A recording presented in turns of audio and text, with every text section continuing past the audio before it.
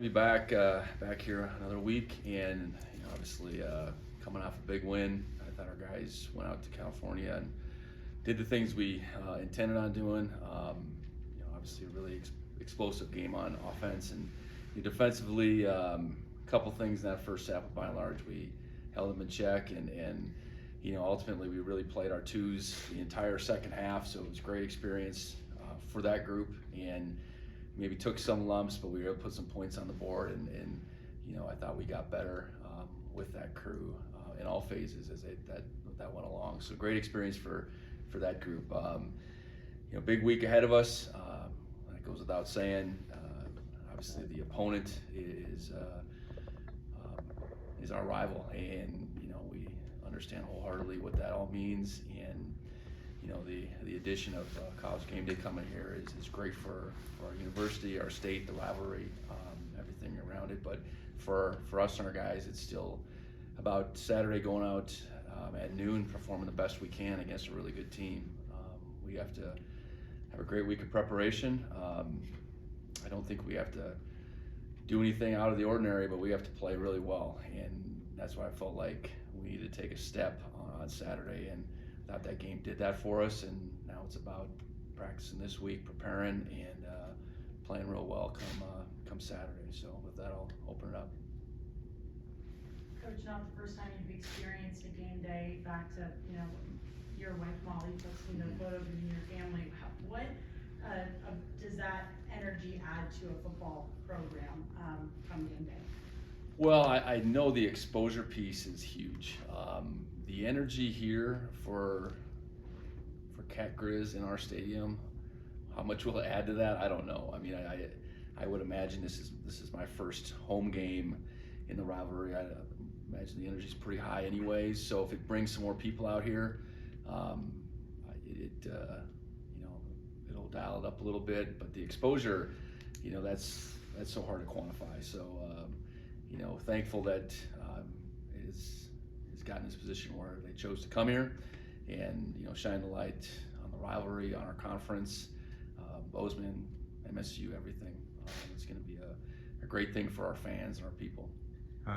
Just with when you had it in 2013 in Fargo, how does what kind of, I mean, you're more a head coach then, but what kind of does that week, what other responsibilities or things like that you have? I didn't feel like during that week there was a whole lot. It's been a while. It was 9 years ago. I think Tom Rinaldi came out and did a story during the week. It was set up downtown in Fargo, so I believe we brought our players down there on Friday, but it was a ways away from campus. Other than that, there wasn't a lot going on. I suppose we had some players do interviews.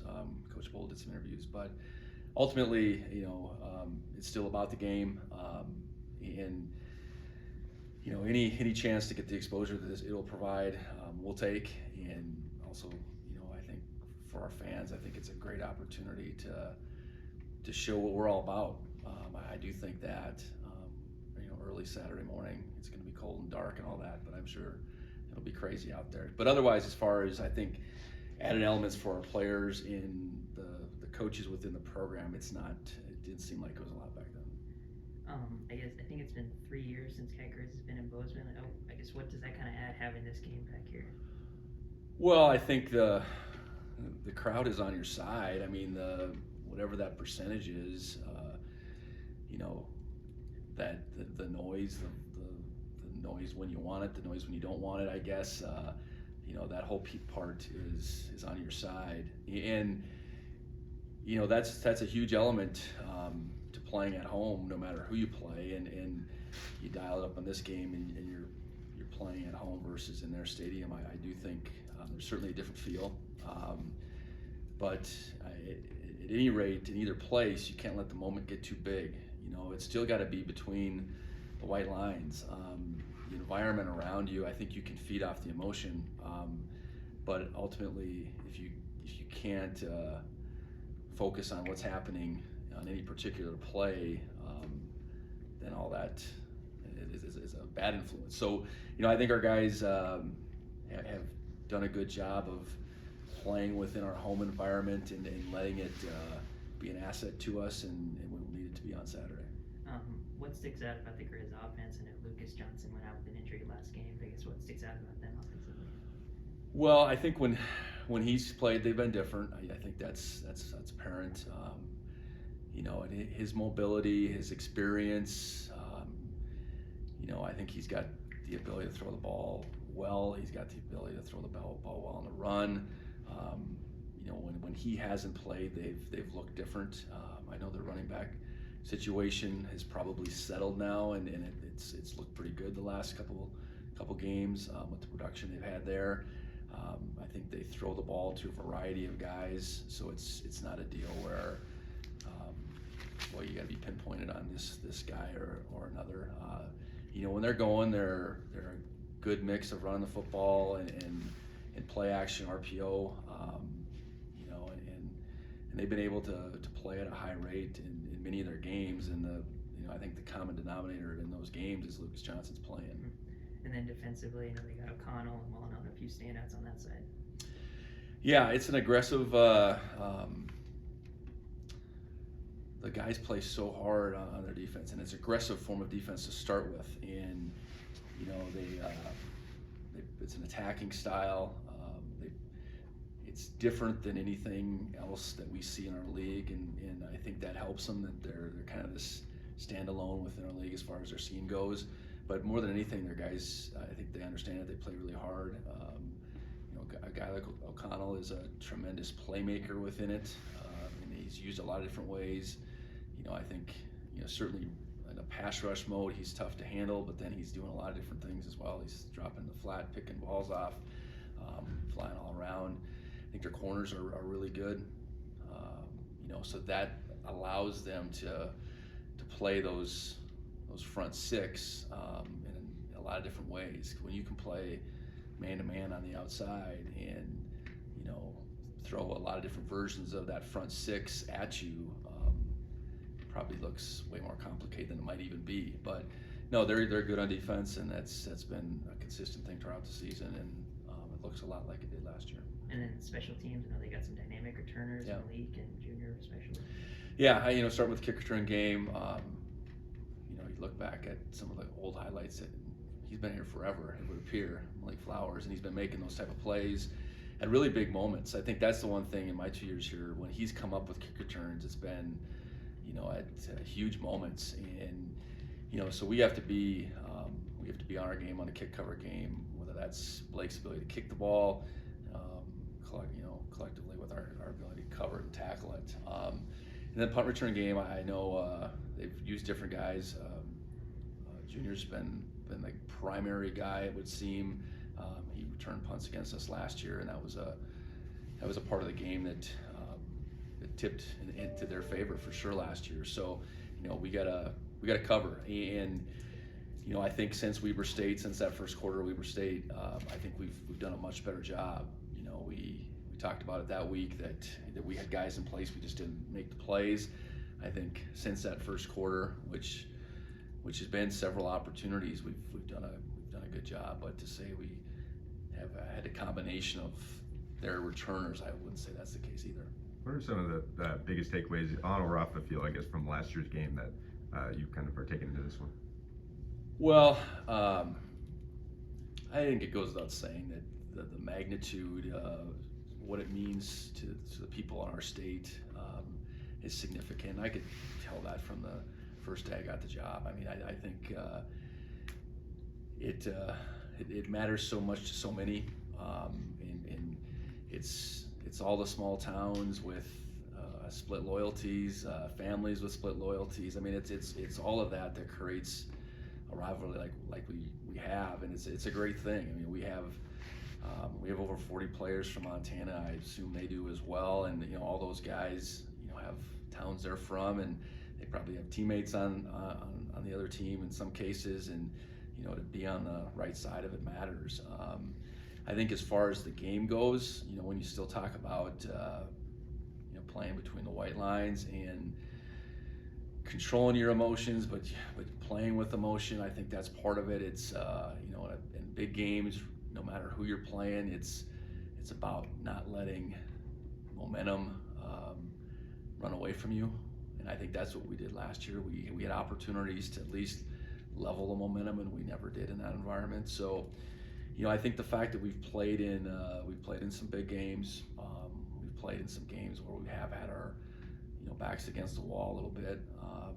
I think that helps us. I think we got to maintain that composure, regardless of the opponent, because there's going to be ebbs and flows in this game. There's no doubt about it. You have two good football teams that are going at it with so much at stake. It's naturally going to be not always in your favor, and we have to find ways to get it back in our favor when it gets away from us. Obviously, same record, same Big Sky stakes going into this one. Does it feel very, like really similar to last year, or are there some pretty key differences that you see? Yeah, I think that's definitely all the same. All the same things are on the line for us. I think we're different this year, and the makeup of us, our team is different. What we rely on is different. The things we've maybe overcome through this season are different, and whether we're better or worse, or I don't think that judgment is still probably out there. But I think we're different. Their record's different, so what they're playing for, is still a rivalry in playoffs. But I think there's some things that are the same, but there's so much different we're playing here in Bozeman that I think we gotta recall last year's experience, and the things that we thought we did well and the things that we didn't, and really just trying to put our best foot forward relative to 22. Coach, in addition to Cat-Griz this weekend, it's also senior night, senior day. What's impressed you most about this group of seniors this year? Well, I think, this group was in many ways an extension of last year's group. I do see it that way, because there's a lot of sixth-year guys in this group that came in with the fifth-year guys, and there's a few sixth-year guys last year, but there wasn't a lot. So there's a lot of overlap just with when those guys all got here to Bozeman and started their career at Montana State. So they've been able to carry on a lot of the key things that made that group so special. Just the perseverance, the togetherness, the work ethic. I think those are all the words I would think of. I think we got a group that their experience here really is really important to them. And leaving their legacy is really important to them. And it's not about the individuals in this group. It's about the sum, and that's what you need. And you need guys that ultimately are having their best years. And I think you look across that group, by and large, that's happening. Are there any injury updates, or who's active or not active? Yeah, and so to start with Sean was able to go against Cal Poly with the nature of the way the game went. We didn't think that was the right thing, so he's ready to go. Lane is still on the mend. I know you guys saw Isaiah out there. Isaiah's making really good progress, and we'll kind of see where that leads us this week. I know offensively we didn't sustain any new injuries. On defense, Brody is coming along, and what that will mean for Saturday, I'm not quite sure, but he's coming along pretty well. And then Danny is as well. And David Alston is the one that did suffer an injury within that game that will be out for weeks, I guess, at this point. So yeah, we're doing all right on that front. I know Coy went out early, but Coy will be back ready to go in the game as well. How pleased were you to see Isaiah Ponce complete his first travel trip? I mean, he didn't suit up or anything, but. Yeah, that was our intention to keep getting him closer. And honestly, being out there on a 50, 60 degree day and being able to do the work he did was part of it too. Because building up his stamina is really the most complicated part about not practicing a long time. Is so much of our conditioning through the fall is through practice, and he's been ramping it up, but he's been limited at the same time. So it was a step in the right direction. Kenny mentioned the defensive. It felt like the calls were getting in quicker, the checks were a little smoother. I guess do you have any comment on that, and then just how the defense progressed from the NAU game? No, I thought they played well, played confident. I know the one, they scored in 2 sequences in the first half. The first one involved 2 trick plays and 3 plays. The throwback to the quarterback was a big gain. That's a good call, versus man coverage, which we were in on that play.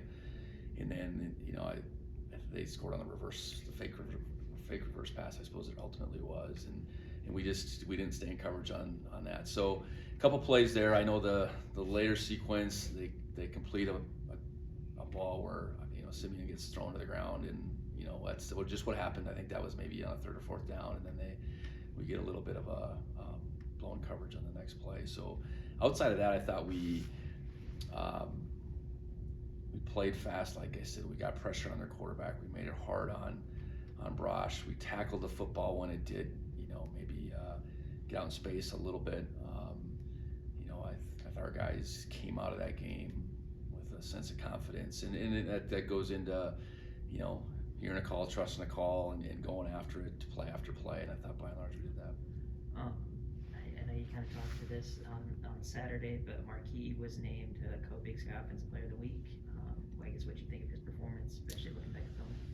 Well, I think the first thing is he got more opportunities offensively than he has in any other game, and he had some big holes to run through, and then he did what he can do. It's making a guy miss out in space, and it's looking really fast once he got in space. So I think it's been a process with him really making a transition from receiver to running back, really for the last almost 2 months, and that's it's much more than just running the football. It's you're learning a new position in tempo and where runs are supposed to hit, and let alone protections and those type of things. So he's been diligent about that, and when we've gotten him a couple reps here and there, it's looked good. But that obviously was the most reps he'd gotten, and he made the most of it. And then even though it was a co-honor, he did win National Player of the Week in the FCS. To have 2 Bobcats do that this year, what does that say about this offense?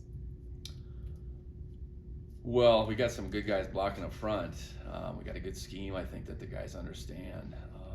And I think from a coaching staff perspective, we've been able to come in each week and say, here's what we have personnel-wise, and then this is going to be our best mode to attack this particular opponent. So, we're 10 games in, and we're over 300 yards rushing, and it's come in all different forms.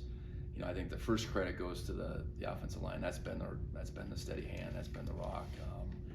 And those guys have continued to get better. But then I think just our coaches putting guys in position, and then we have playmakers. I think it's, you look at the guys that have rushed for over 200 yards. It's Marquis, Sean, and Tommy, and then Elijah, Garrett, Lane have all picked up the pieces running the ball from the running back position as well, and we got some explosive guys in that group, and speed and being able to finish runs has been apparent, especially when you talk about the top 3 of those guys. Sorry, you mentioned Marquis transitioning to that running back role. I guess what kind of went into that decision, I guess, over the last 2 months? Well, I think, he didn't join us till beginning of July, I think. Maybe it ended up being. And so getting a real good read on what he could become that was a work in progress. He'd been a slot receiver. He'd returned kicks. He'd run the ball in high school. So I think we knew we had that in him, but that was mostly jet sweeps and those type of things. So I think we intended on using him in that role. And then when our depth became what it was early, okay, who's then your next best candidate to maybe hand the ball off to, and that's where it started. And but like I said, there's more to it than, okay, just go back there and we're gonna hand the ball. There's footwork, there's timing, and he's been really good about you know, while not getting tons of game reps, continuing to get better at it, you know, over the course of each week. So, you know, credit to him, but he's talented, and I think we've all seen when he gets the ball in his hand, he's dangerous, and so it was good to see it happen on offense as opposed to just depending on those returns, because, you know, as you saw, they didn't kick one to him.